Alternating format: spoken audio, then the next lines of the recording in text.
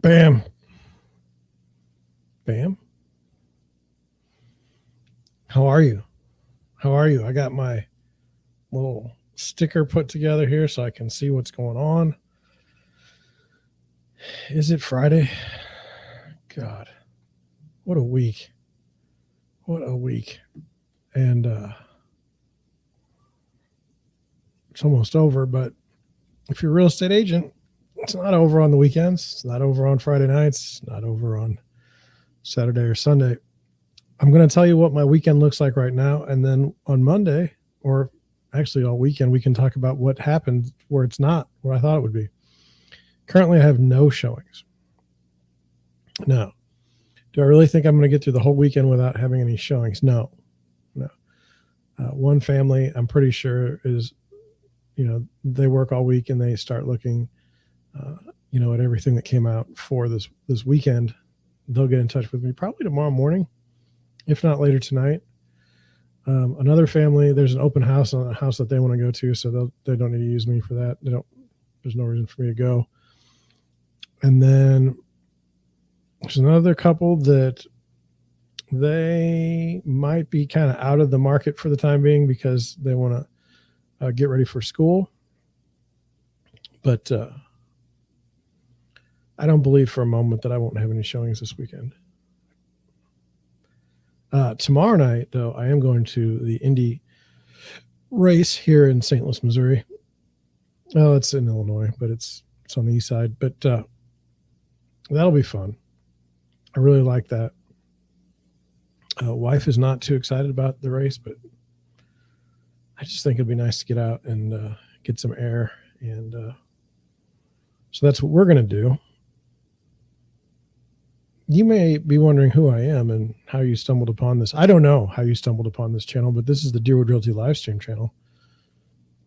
Actually, it's just the Deerwood Realty brokerage page. I have a live stream channel, but I moved everything over here in the past month or so. My name is John Schenk. I'm the founder and managing broker of Deerwood Realty in St. Louis, Missouri. We're a small residential firm. We help buyers buy homes and sellers sell theirs. I don't like the way the microphone, see how it's making. I don't like that, but I don't want to fix it either. I'm kind of comfortable. So yeah, my day job is doing the real estate business, and then that leaks over into the nights and the weekends. And when I'm not doing that, I do live stream a bit, and we talk about the real estate business just kind of in general. We talk about pop culture. There's some commentary. There's some fun. It's a glimpse. I mean, that's one thing. I'm going to try and get because I didn't like it. That's one thing that I can't, like, if there were 15 agents and they all had live streams, would mine be exactly like everyone else's? Probably not. Probably not. Life is kind of fascinating for me, and the brokerage is kind of fascinating, and then kind of everything around it.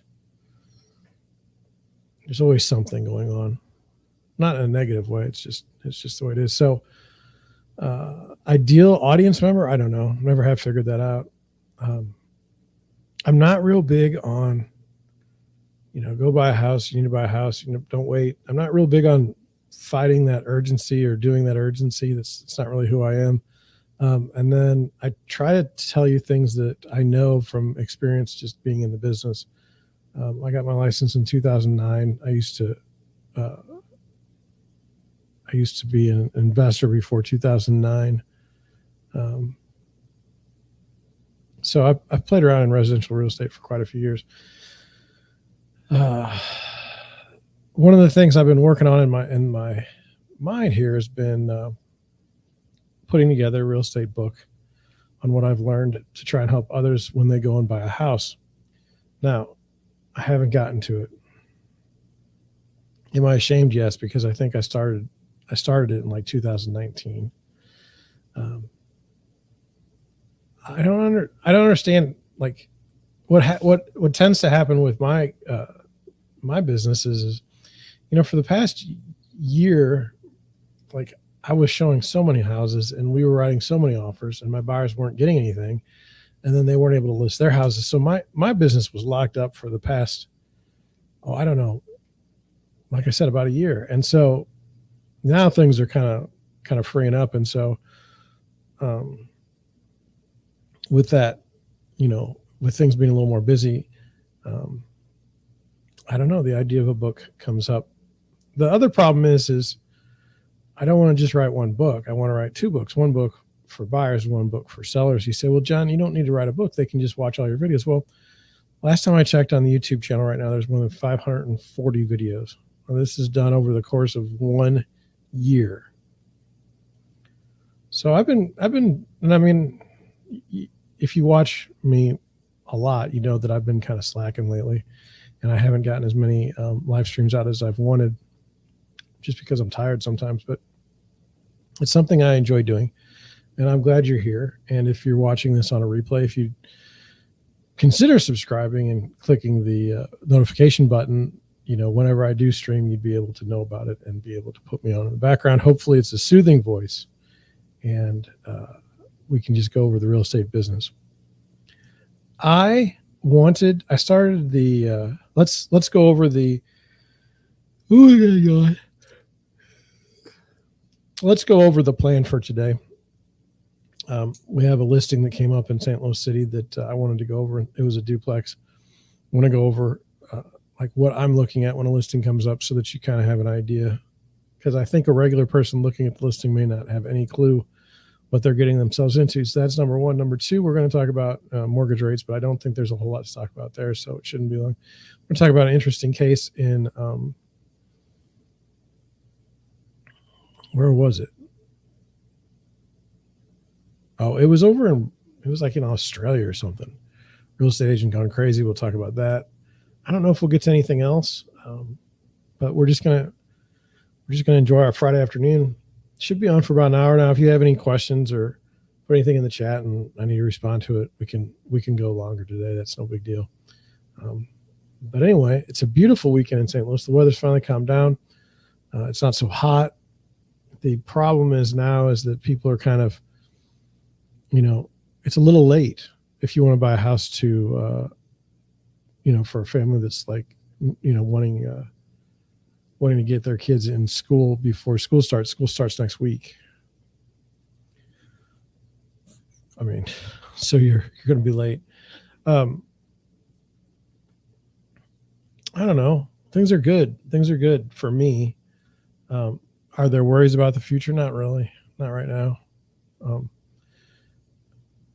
We'll read articles that say the market's going to tank and everything's horrible, and it may be.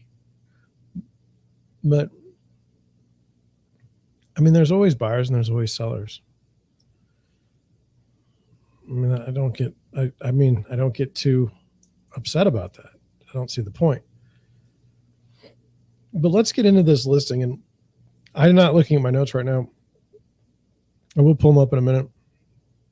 But I just want to go through like a typical scenario of what my day looks like. So in the morning, most of the time I have my auto email set up for all my clients to search for stuff. And so if something comes up, it comes up at 8 o'clock in the morning. And so from about 8 o'clock to 8:30, I'm just looking through emails, just seeing what's on the lists. And then if anything pops out at me, like certain properties will, for instance, like for farms, if a 500-acre piece of property comes up and it's below $1 million asking, I mean, I'll jump on that all day long. And then similarly, like a 40-acre property in a farm that's more than $1 million, like what? So the price kind of piques my interest. And then for my buyers, they get the list that I get, but I like to go through the list just in case. I will point out houses. I will point out houses that look interesting from my perspective, and then normally my buyers will get back to me with properties that they think they're interested in, and we just go back and forth and schedule those appointments. So I wanted to tell you about a listing that came active this morning in St. Louis. It's for a duplex, and I'll say that it's in South City. That's as far as I'll go. Now, duplexes in South City, where I'm looking, typically don't sell for anything less than $250,000.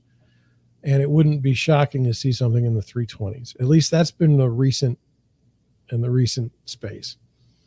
So imagine my surprise when this morning I see a duplex for sale in a good part of town for $215,000. Now, immediately light bulbs go off because, first of all, why is the property price so low? What's going on? That's number one. Number two, it's never a mistake. It's never that somebody committed an honest mistake that the price is listed that way. The only time that a real estate agent makes an honest mistake is to the upside on the asking price. It's the only time. At least that's what I've seen. So anyway, so now this house is, well, it's a duplex. Income producing property. Looks perfect for some buyers that I have. But it's priced a little low. And then we, okay, all afternoon, just because I'm so relaxed and I ate a lot of bread for lunch and it's running through me. So let me just tell you some of the things that I saw at least. So here's what I put as spot what isn't being written about this description. It says the property is priced way below properties in the area. The real estate agent has not been in all units. So let's go read that because I thought that was interesting. And it says, please share the following information with your clients before submitting an offer. Both units have long-term tenants in place. They're both month to month, with the understanding that they will have to come into a new agreement with the new owner, which may include moving. So that's one thing with a duplex or four family here in St. Louis. If a property is leased out and there's a lease on the property that's like dated, like you have to honor that as the new owner, which brings about all kinds of difficulties if you're not careful. Okay. We continue. It says major components. The furnace for the upstairs unit was replaced in 2015. The upstairs does not have air conditioning. There is a window unit, but it's possibly not in operation. The lower unit has both a forced air furnace and central air conditioning. Upstairs unit. I've not seen the upstairs unit. The layout is similar to the first floor unit. From what I understand, it is not very well kept, and the tenant has amassed quite a collection of items. This has spilled over to the basement where she keeps many of her belongings. Both units have access to the basement to store belongings. However, the upstairs tenant appears to be the only one to do so. As previously mentioned, the basement is full of items from the upstairs unit and is not stored in an orderly fashion. It says the seller prefers this to be an as-is deal and do not have municipality occupancy inspections performed. Offers that reflect their preferences will have a definite immediate advantage over those that do not. So you got to respect the real estate agent for writing this out for you. Your buyers are going to ask these questions, and you're not allowed to see. Now, one thing in the listing is there's no pictures of the upstairs. Now, I noticed that right away. It's that way with with photos for every listing. I'm always looking for what they're not showing. So if a house shows that there's a basement, but there's no pictures of the basement, that's normally not a good sign. Like this case here, we don't see a picture of the basement and we don't see pictures of the upstairs, but we get from the reading that it's possible that a hoarder lives in this property. And that's the key. Like you want to believe that this house is just like, oh, it's just a little bit, this duplex, oh, it's just got a little bit of cosmetic issues and it's going to be perfect. But just from my experience, like there's no way that second unit is going to be great. First of all, there's no air conditioning and they've got a bunch of stuff piled everywhere, so they can't clean it. And so then the smells just get overwhelming and out of hand here in St. Louis. I mean, the weather in the summer, 100 degrees and humid, not good for things that might be in the unit. Now, I don't want to, when I list a condo or a duplex, what I normally do is I set one day aside for everybody to come and take a look. That's so I don't disturb the tenants and their ability to live a reasonable quality of life. But it's a case by case basis. Sometimes tenants don't have anywhere to go. Sometimes tenants, I don't know. But what I think what I'm telling you is I don't have a problem with tenants per se. It's just not. It's just not worth it. So, I gotta check this. I'm sorry. Let me see.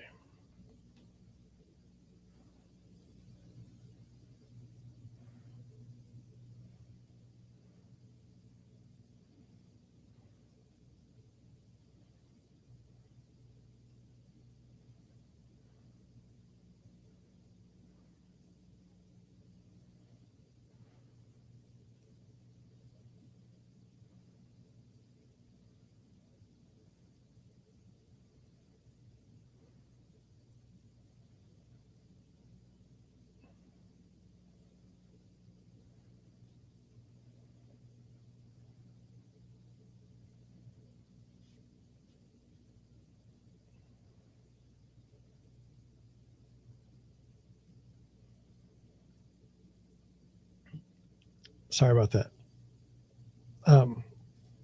So in a space where you've got this property now, I'm not like, if my buyers noticed it, I'm not the only one. Okay, they're not the only ones. So they're going to have. Oh gosh.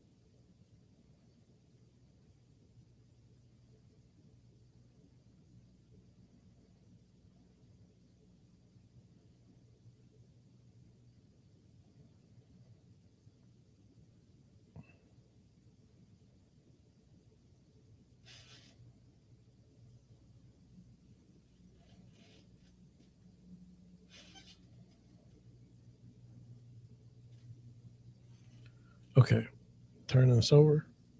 Oh my god. Okay.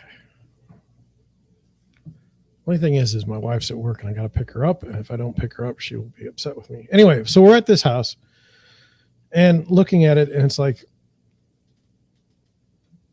if I'm the only person that's,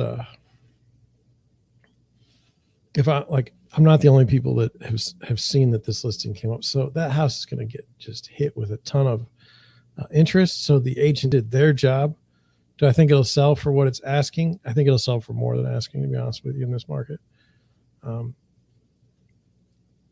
there's nothing wrong with that. It's just what I don't want to do is I don't want to put an offer on something that I haven't seen and then have to back out at some point. It's just the way I am. Now, some people will say, like, they'll be all over just making blind offers and then being surprised or disappointed by what they see in the upstairs.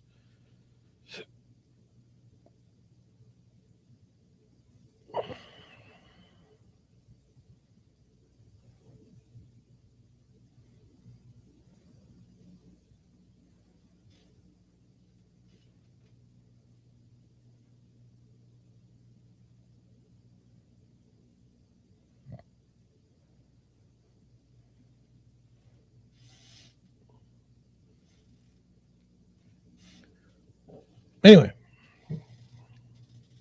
so we'll just have to see. I don't think we're gonna entertain going over there. But the whole point of the thing, which I got interrupted, so I'm sorry for that. The whole point is like, look, in the listing when an agent says like they haven't seen the unit, okay, that's code. That's code for it's probably trashed. Okay, it's probably terrible. When you look at a listing and there's no pictures of the upstairs and there's no pictures of the basement, yet the property has those things, you can just assume the worst. That's all I wanted you to know. Sorry it took me almost 20 minutes to get there. But yeah, that's what we're doing. Now, let me talk about this morning. I had a showing. 9:30 in the morning, house in South City also. And I liked the house, but I think what I want to share with you is something that's perplexing. So the houses in this particular neighborhood in a lot of South City were built in like the 1920s, and there's a lot of Tudor architectural style. But what you get over the years is this odd, like sometimes there's radiators for heat, and sometimes there isn't, and sometimes there's radiators and forced air, and sometimes there isn't, and sometimes the air vents are in one place, and sometimes they aren't. And so today's property, the air vents were in the roof or in the ceilings, and there were no cold air returns, which isn't great. In theory, like you would want a cold air return pretty much in every room you had a vent. But first floor was gorgeous. They had redone the bathroom. There was an ADA compliant shower, which is it's not a negative. My buyers didn't particularly want that because there'd be water everywhere for them. Kitchen was not huge, but the space was done well. Go to the backyard, and it was all garden, like there was no grass. And then what I was always suspect of, and what I don't like, is it looked like they had just taken over like part of the neighbor's property, because their fence went like right into it, and then they started planting all kinds of plants. I don't like the idea of. I've seen this a lot in the city, and I don't like it. It's like, there's no way that the property lines are set so that garden should be there on purpose. And if we get lucky, we'll get to a story today of what some homeowners did when there was a fence put on their property. But that always gives me pause. Anytime you're encroaching on another property and you're going to buy it, I don't know that that's such a great situation. So we'll talk about that.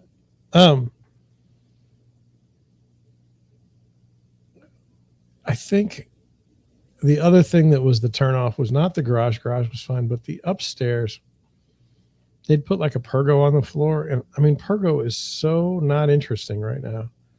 No one wants it. And the drywall was messed up upstairs. And they had these lights shining on all these shelves, but there was nothing on the shelves. So it was just like, what are we doing here? Huge air conditioning unit. I don't know if it was an air conditioning or a heat pump, but it's massive. So I don't know if the house doesn't heat and cool well. I don't know if they just missized it. But given all that, I mean, it was a nice home, and it was priced, I thought, at a reasonable price. And I hope that they get an offer this weekend. It's not going to be for my buyers. They weren't interested. That's what it is. And so that was that. I'm going to close the window that I don't want to keep open. And if I'm kind of just distracted today, I don't know why. Is it because it's Friday afternoon? Maybe. Okay. Oh gosh.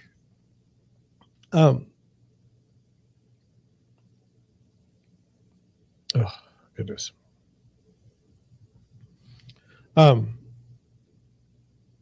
It was the food I ate for lunch. It makes me sleepy. So tonight, no showings so far. Tomorrow night, racetrack. Sunday, nothing so far. Would it be a great weekend to work outside in the yard? Yes. Will I be out in the yard? I hope so. But you know, we need to stream.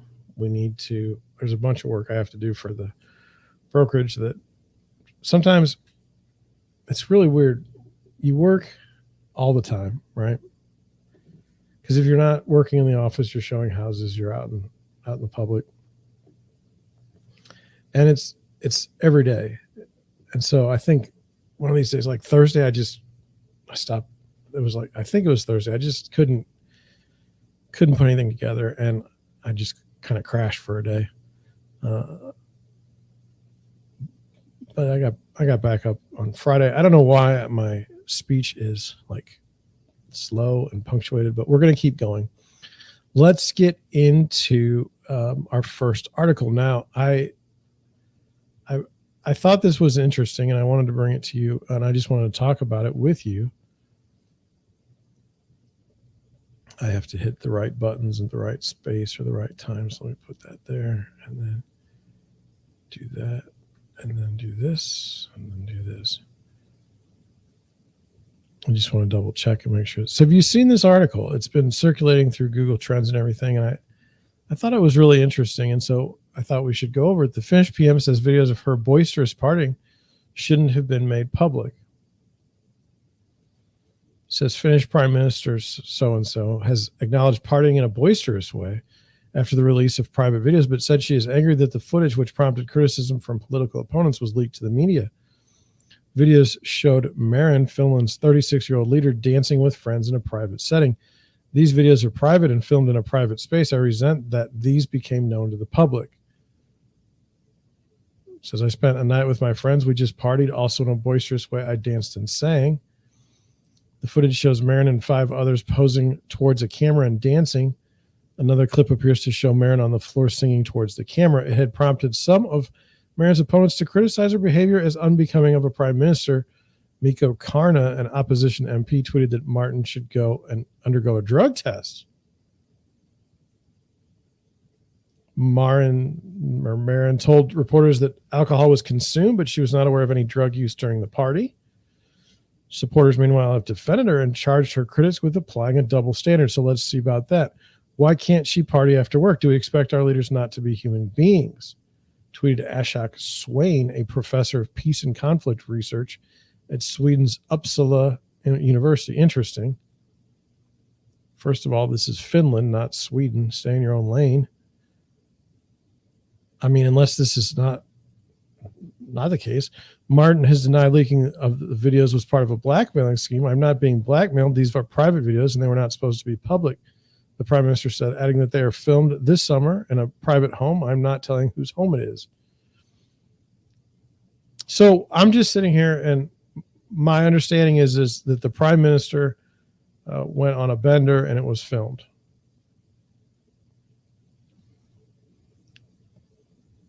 Should the prime minister know better and act more prime minister-y? It's a very interesting question. Do you expect that all of our world leaders, our political leaders, are like, do you expect none of them go out and party with their friends ever? That seems kind of hard to believe. Definition of partying, very different for different people. Saturday night, am I going to a party? No, I'm going to a racetrack. If I was the prime minister of the United States, which we don't have, and I went to a car race, would that be a bad thing? Probably not. And then you could say, well, John, it's the degree, it's the actions in the video that are the issue. You're dancing suggestively, promoting alcohol use. This isn't good. I don't buy that. I feel like this. I feel like everyone's entitled to their own personal space, and that personal space has been violated due to technology, and that we no longer have the assumption that we're not being filmed, and it creeps through in every part of our life. For example, like I'll show houses. In fact, the house I showed this morning, I was saying something, and it's my job to kind of point out things in a house. It's not my job to just say you should buy this house blindly to every house I walk into. And I believe I said something about, the shower doesn't seem like it's going to work for my buyers. I just pointed that out and they agreed. And then the Amazon Ring, or I forgot what it was called off the top of my head, but the little hockey puck thing, Alexa started going off like, sorry, I didn't hear that. Sorry, I don't understand. And it's like, because I wasn't talking to you. A house that I was recently had under contract had like cameras everywhere. Another house that I had listed, the sellers were watching everybody's move all the time and listening in on their conversations. I feel like the assumption of privacy or privacy in general is gone. I feel like people are not respectful of others when they film them unknowingly or like knowingly, but then they use those videos to hurt other people. But on the topic of should a prime minister be dancing around and partying, I mean, this is something, in my opinion, that the voters should decide. At the end of the day, I mean, if they have, I don't know if they vote for their leaders directly in Finland, but in the United States, we have politicians that act terrible. And it seems like either they're, if they're voted in, that's fine. And if they're voted out, that's fine. But I feel like that should take care of itself. Now, some people would say, well, you have to preemptively go after these people, hold them accountable. And I don't believe that. Like, everybody has their day. Do I defend what she did? I don't particularly care. I mean,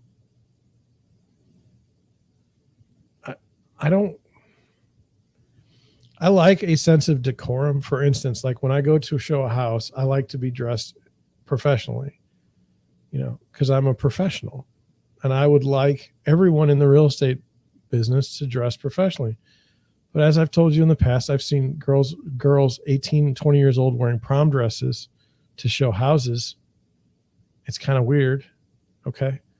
I see men, wearing shorts and, sandals and just, it's not what I would do. But again, it's like, it's a big world and, different people inhabit it. So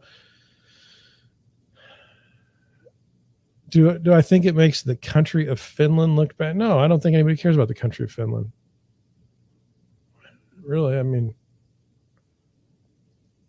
when's the last time you've cared about the country of Finland?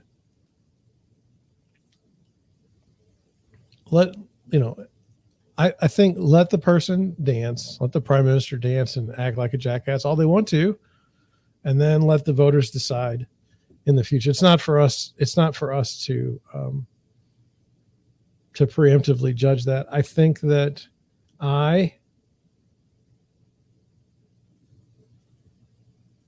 don't believe, like, if you think that all of your leaders are like perfect in every way, we disagree. So anyway, let's continue. It says, it's not the first time that Marin's private life has become politicized in Finland. She previously apologized to the public in 2021 after a photo surfaced of her in a nightclub following Finland's foreign minister testing positive for COVID-19. I did wrong. I should have considered the situation more carefully. Marin said in a television interview by a public broadcaster. But she also said she's an individual, a person, a real person also, even though I'm a prime minister, so I won't change the way I behave. Of course, I have to be careful what I say because it can be represented as the whole government, but I'm still a person, and I will be in the future also. Yes. If she chooses to act that way and continue to get elected, I have no problem with that. If she loses her election, then maybe the people don't like what she's doing. It's like, I don't really want to impose my beliefs on someone else. Like, I don't, like, whatever she wants to do. I don't have to like it though. That's the weird thing that I'm working on now. It's like, you can disagree with what someone does, and like, that should be the end of it. There shouldn't be this, well, like, I should feel bad because I don't agree with you. No. Or you should shame these people. Like, this is shaming. Okay. You're trying to humiliate this person. You're trying to say they're not a serious politician. You're trying to say that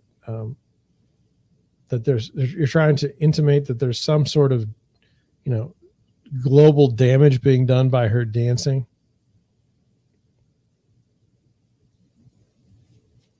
I don't want you to think I'm trying to protect her either. I don't particularly care about a Finnish politician any more than I care about somebody working at 7-Eleven. It doesn't really make any difference to me.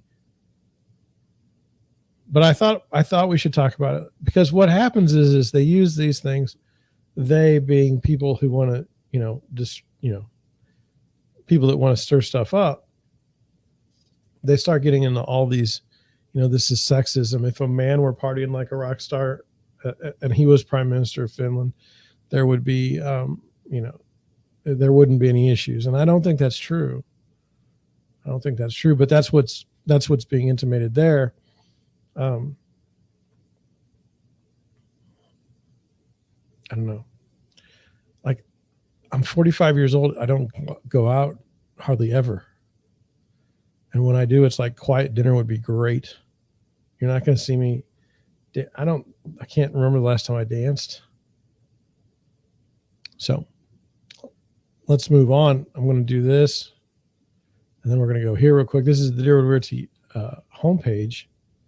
Wanted to go over mortgage rates real quick down at the bottom.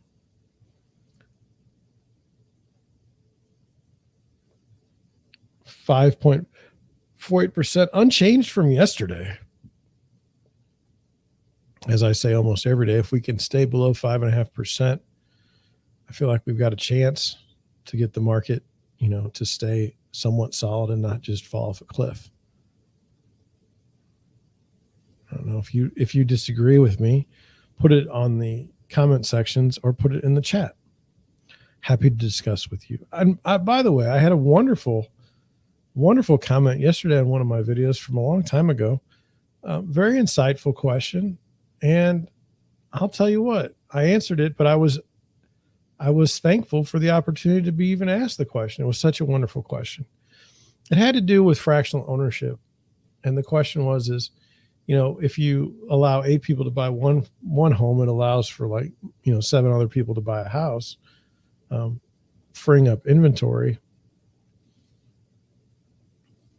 that wouldn't otherwise, be available. I don't agree with that, but I wrote my reasons, and it was just nice, the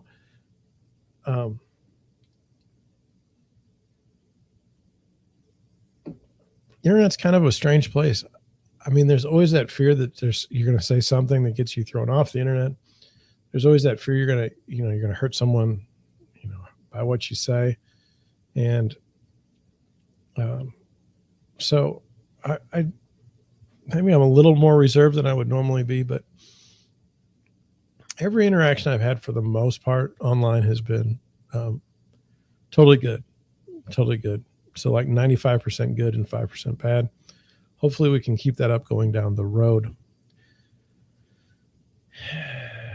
This next article makes me laugh. It says the moment a high-flying real estate agent is arrested in his Audi SUV for stabbing of a mom of 2 in one of Australia's wealthiest suburbs, as her husband reveals accused knife man was his best man.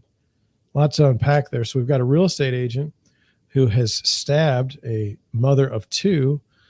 It says Matthew Brian Ramsey has allegedly stabbed his female friend outside her home. Helen Colston allegedly stabbed in the chest but managed to grab the knife. He was dramatically arrested at a set of traffic lights at Sydney's Bondi Beach.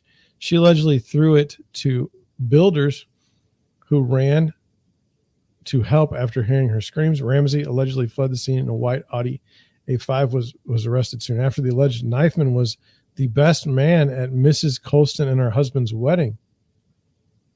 That seems odd. It says a high-flying real estate agent has been dramatically arrested and charged after allegedly stabbing his close family friend in the chest outside her multi-million-dollar home. Matthew Brian Ramsey, 46, I'm 45, was denied bail in Waverly local court on Tuesday after he allegedly knifed Helen Colston when she answered the front door of her cliffside mansion in Dover Heights in Sydney's east at about 12:15 on Monday p.m. So let's say that's the afternoon. Woman opens her door and a real estate agent stabs her in the chest.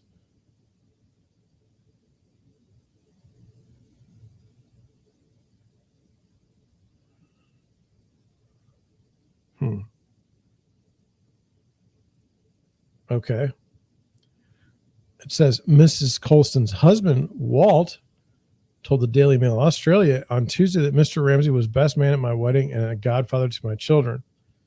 So that's kind of wild. He allegedly fled the scene in a white Audi A5, but I have a like a Missouri or St. Louis accent. So Audi A5. But footage showed the moment police caught up with him at a set of traffic lights out in the middle Campbell Parade along Sydney's famous Bondi Beach. Get down on the ground. Ramsley slowly made his way to the ground before a policeman pushed him into the road. He was charged with cause of wounding, grievous bodily harm with intent to murder, and an apprehended violence order was taken out on Mrs. Colston's behalf. The alleged knife will appear in court again on October 19th. Now, this is wild. Let's talk about this, though. Ramsey worked in partner developments for a commercial real estate company until 12 months ago and is friends with the alleged victim and her husband, who also works in real estate. He was a well-respected figure in the real estate industry with more than 20 years experience, and according to an article by his former employer, has had a pivotal role in brokering some of Australia's highest profile deals. He was responsible for the sale of Channel 7's Piermont building for $180 million and Channel 9's Willoughby building for $147.5 million. The 46-year-old also used to be director of the CBRE, which is CB Richard Ellis, residential development sites, and led a team which made about $1 billion in sales per annum. So that's a year. Builder Peter Haramis was on his lunch break nearby when he heard Mrs. Colston screaming for help and rushed to her aid. Ramsey was allegedly standing over Mrs. Colston by the time Mr. Haramis reached them at the top of the stairs. He recalled the man's stone-cold, motionless stare. She was just screaming, help me, he's going to kill me. He sort of looked at me and froze, so I thought to myself, I think I'm going to have to fight him here. That's the way an Aussie, sorry. He got Audi and Aussie in the same article, and I'm having trouble. So that's the way he should respond. That's the way it used to be that I would think of Australia before the lockdown nonsense. Despite her injuries, a brave Mrs. Colston managed to grab the knife and threw it onto the footpath, which would be a sidewalk, before rushing back inside and locked the door. I picked up the knife. He started walking towards me. He was just walking towards me saying, give me the knife. I said, no, you're not going to get it. Then the guy just calmly turns around and starts walking up the hill to his car. So that's kind of like, oh gosh, I'm a little frozen here. That's kind of weird to me. You know what I'm saying? Like, I don't want to play this. I don't want to be getting any sort of copyright strikes. You just stab somebody. Now there's a guy running at you, and you've got the knife. He's like, give me the knife. You're like, no, I don't think I will. He's like, all right.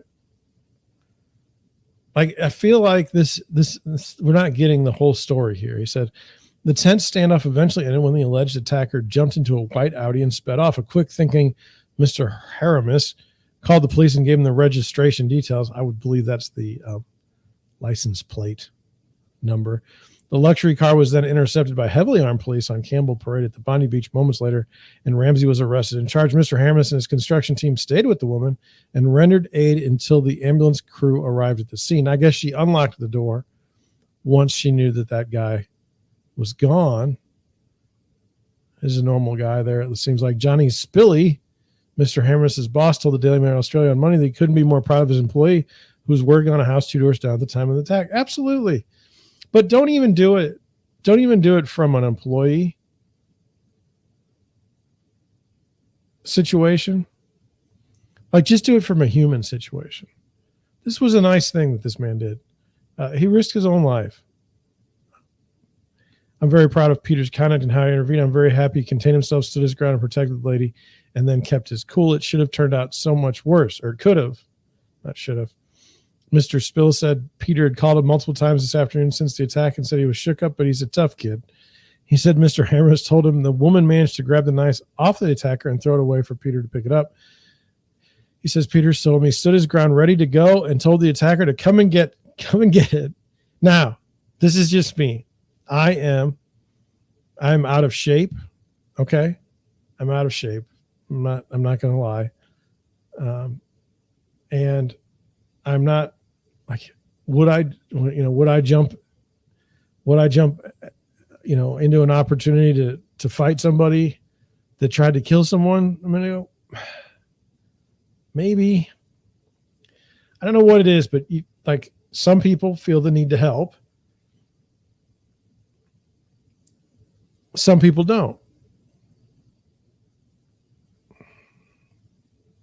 And to me, like, I don't know. So, like, would it be a smart thing for me to do to say, like, all right, come and get some to this guy who just stabbed a woman? No, not smart. But I'd probably do it. I wouldn't think about it. I'll tell you that much. I wouldn't rationalize it. It would be just, but I'm like, have you guys ever had a situation where like you see something and like you don't believe what your eyes showed you just happened? Like a lot of times with a car accident, you hear the sounds and you're like, ugh. I don't know. Anyway, I think he's doing well. He's just pretty shooken up and he's just taking some time to relax and process what happened.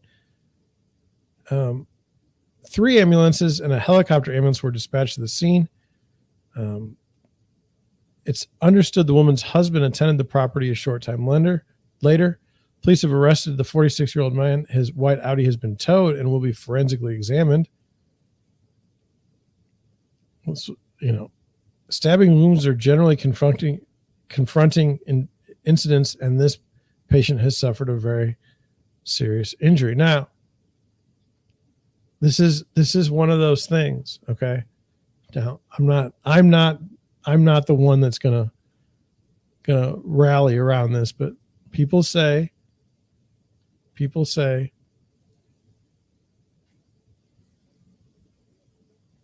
they'll say, hey, like, guns are bad, and if we get rid of guns, nobody will get hurt. Well, like, then the other people will argue, like, hey, better than getting stabbed to death.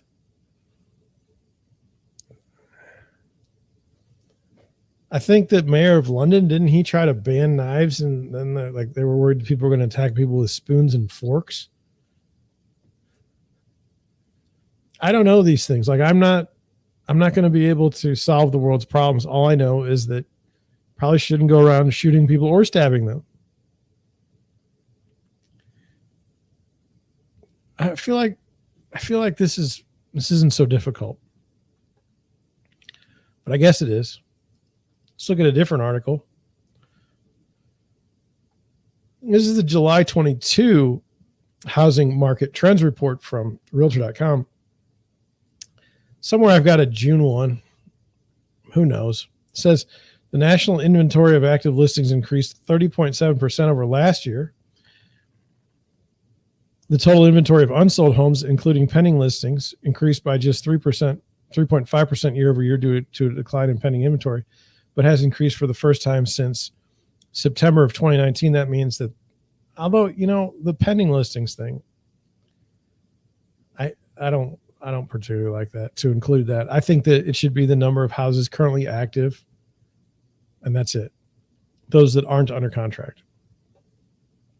Sellers paused in July as newly listed homes declined by 2.8% on a year-over-year basis. Hard to believe, but everyone's saying that if we had more inventory, the house prices would go down.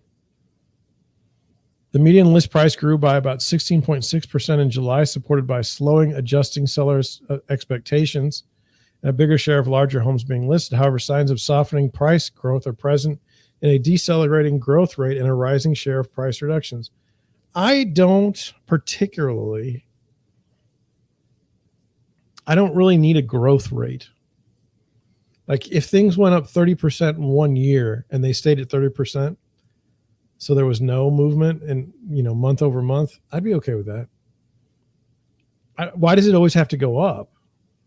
Time on market was 35 days, just 2 days less than last year, but 26 days less than the typical pre-pandemic level. That's hard to believe too. I mean, I can remember times where there was nothing available in an entire zip code. Like, you couldn't even find a listing that was older than 7 days. So anyway, it says Realtor.com's July housing data release reveals that the housing market is continuing to move towards balance. I don't agree with that. Inventory levels continue to rise, providing more options to homebuyers who are still actively looking for a new home, and price reductions are also increasing as sellers adjust to the new normal. However, Housing remains expensive. Yes, it does, and fast-paced with the median asking price close to June's all-time high, while time on market is still slightly lower than last year and significantly lower than pre-pandemic levels. Although demand has softened greatly compared to last year, housing activity remains robust compared to pre-pandemic levels. Okay. It says less frenzy means more options for those still looking to buy a home. Nationally, the inventory of homes actively for sale on a typical day in July increased by 30.7% over the past year, the largest increase in inventory in the data history and higher than last month's growth rate of 18.7%, which was itself record-breaking. This amounted to 176,000 more homes actively for sale on a typical day in July compared with the previous year, and more choice for buyers who are still looking for a new home. Okay.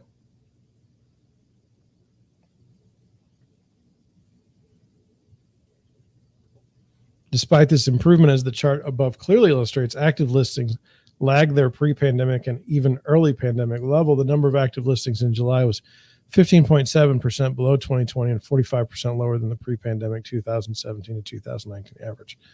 Yes, it used to be you could go to a number of homes before they were under contract. The total number of unsold homes nationwide, a metric that includes active listings and listings in various stages of the selling process that are not yet sold, was up 3.5 year over year. First time this measure saw positive annual growth since September of 2019.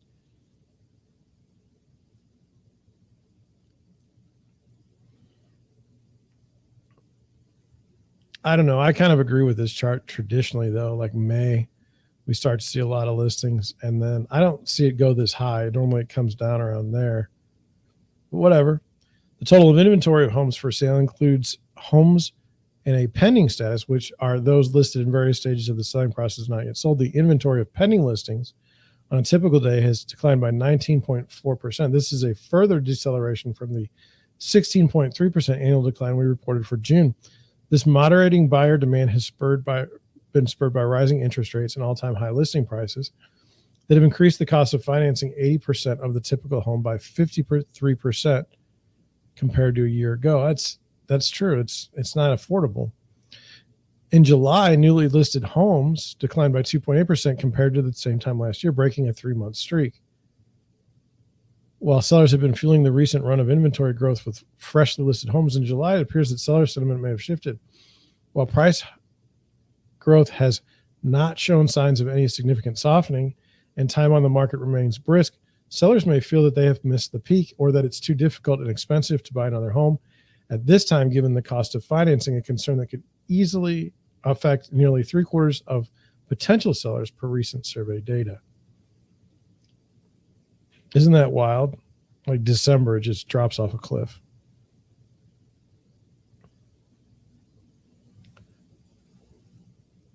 I don't know. If you want to read this, it's big, and I don't find it that interesting. It's kind of dry. I'll go back to here. Let me do this. All right. So, let's talk about it. It's Friday. What would you do? John, what would you do? Oh, we got a little crumb on our shirt. It's no good. Oh, goodness. I got it. It wasn't a crumb. It was fabric. John, the question is, what would you do this weekend if you were working with buyers? Well, let's talk about it. Okay, so let's say we go look at a house this weekend, and it's a nice house. We think it's overpriced. We look at the showing report, and there's nobody that saw the house that wasn't that busy. Do we come in with an offer that's ridiculous? No. Probably be a little bit over asking, but we'd ask for inspections and things like that. What if the house had been on the market 7 days? Well, then we're definitely not asking. We're not offering asking. And we would have inspections. So, how has it changed? It really hasn't changed that much, at least for me. With buyers, I want them to be able to buy the house. If you want to look at bargains, we can look at bargains, but they're going to be like 14 days out. I'd be very careful what would I be doing if I was listing homes this weekend? Well, I'd be very careful if I had a home that wasn't the pretty home. I sure as heck wouldn't be asking a fortune for it. I would not be trying to set the market for that particular neighborhood at this particular time. That would be bad. I would try to price it with what I thought it would sell for, or a little bit below, because the exuberance that we saw in the marketplace is kind of gone, like that level. I don't know that I'll ever see it again in my lifetime. But then I have this thought, the boom and bust economy. It seems like we're constantly in a bubble in the United States. If it's not fuel prices, it's real estate. If it's not real estate, it's commodities. It's just one thing after the other. Excuse me again. So I don't really know, like, if the market goes south, like how bad it's going to get. I've told my buyers of new homes, I'm like, look, if you're going to stay here 5 years, you're totally good. Don't worry. If you're planning on moving next year, I don't know if this is a good idea. Now, maybe you're not asking me, though. Maybe you've made the decision that you're going to buy a home, and that's on you. I'm okay with that. I'm okay with that. I think that's where I'm going to end it today. I didn't have anybody in the comment section. I don't know if I had anybody watching. It's kind of a chill Friday. Sorry I had those texts in the middle of the show, but I have to talk to clients, and they were legitimate concerns. So anyway, with that, I'm going to head out today. Hope you have a great evening, and I will see you tomorrow probably. We'll talk some more. Thanks again for watching. Goodbye.